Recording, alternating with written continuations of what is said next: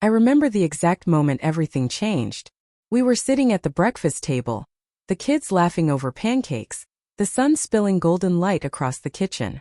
And then she smiled at me, this soft, casual smile, and said, "Don't take it personally." For a split second I froze, fork midway to my mouth. The words hung in the air like a cold shadow. Before I could ask what she meant, she added almost cheerfully, "The kids really bonded with him."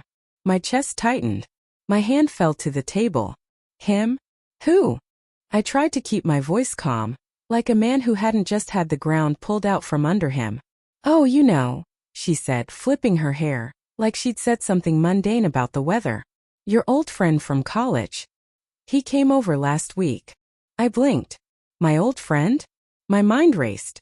Why hadn't she mentioned him before? Why now? And why was my gut twisting in knots that had nothing to do with friendship?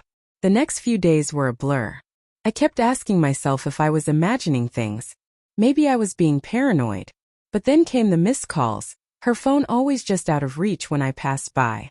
And the sudden secretiveness, the way she'd glance at messages, her thumb hovering over the screen before flipping it closed. One night, I found a small stack of text notifications on her phone while charging it. I don't know why I looked. Maybe curiosity.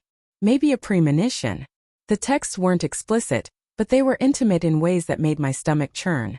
Inside jokes I didn't get, shared plans I wasn't invited to, the kind of teasing that felt personal. I started noticing the little things, the way she laughed differently when he was mentioned, the way she lingered on the phone after I walked past, the new perfume scent that wasn't hers but faint like a ghost of him. I tried to tell myself it didn't matter. I told myself I was overreacting, that I was imagining betrayal where there was none. But the seed of suspicion had been planted, and it grew fast. Every smile she gave me now felt like a performance.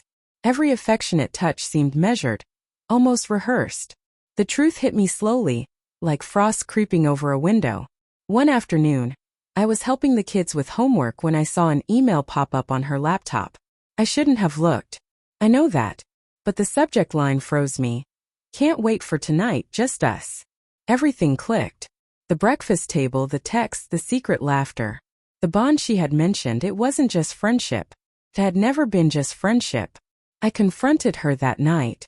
I remember standing in the doorway of our bedroom, heart pounding, hands shaking. She looked up from her phone, calm, collected. "I know," she said before I even spoke. You knew I'd figure it out?" My voice cracked. She shrugged. "I didn't think it would hurt you." Really, I didn't. Not hurt me. I laughed bitterly. You said the kids bonded with him. Don't take it personally?" How am I supposed to not take it personally? She sighed, a long, tired sound. "I didn't mean to hurt you. I love the kids and he's been there for them." I didn't know how else to explain it. Her explanation felt like a knife wrapped in velvet. I wanted to scream, to cry, to run. I wanted to rage. Instead, I sat down, heavy, numb, trying to breathe through the betrayal that had become our new reality. In the days that followed, everything felt different. Memories I cherished, the little family dinners, quiet weekend mornings, bedtime stories, were tainted by doubt. I kept replaying her words, her smile, the casual way she said, "Don't take it personally." Everything seemed like a lie I had lived in, blissfully unaware. I thought about leaving, about running, about turning my back and never looking back. But a part of me wanted answers, closure. I needed to hear her side, even if it was a story I didn't want to believe. We talked again, long into the night. She spoke about loneliness, about the way life had grown routine, about missing connection, not to justify herself but to explain. And I listened, every word a mixture of sorrow and anger, the kind of conversation where hearts break and sometimes maybe start to mend. I realized that love doesn't always protect you from heartbreak. Sometimes it blinds you to betrayal, to small cracks forming until the foundation shatters. But I also realized that respect, self-respect, doesn't allow you to stay in that shadow forever.